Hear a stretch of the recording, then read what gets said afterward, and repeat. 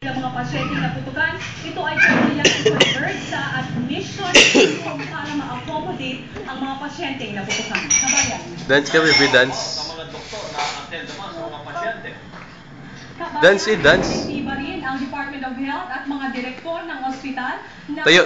kumpleto ang mga doktor, nurse at personnel. Dance din, dance. Lahat po, kumbaga, hindi naman nila pinagbawalan, pero sinabihan nila, yung mga may sakit lang na personnel at the health workers, ang pwede mag-live. Pero, Dance. Tayo ba? Tayo. Dance. Ang siguro nila na kumpleto at madami Tayo, dance. na mag-a-attend sa pangangailangang medikal ng ating mga kababayan.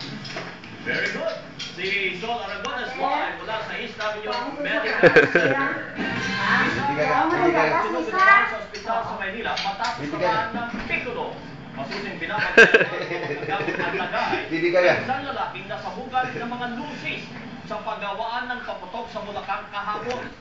Dance, baby, dance. Sige, dance. Memorial Medical Center Bansi sa Maynila si Jeff Galoy. Jeff, kamusta naman dyan? Dumadami na ba ang mga dumarating sa kabayan mo? Kabayan, sa buong araw, isa pa lang ang isinugod dito sa Jose Reyes Memorial Medical Center. Ito yung batang babae na naputukan ng pikulo sa paa. Pero Kawanan na ito. Department of Health ay inaasahan Bye-bye. December 30. Kaya naman nakaraang taon magsisi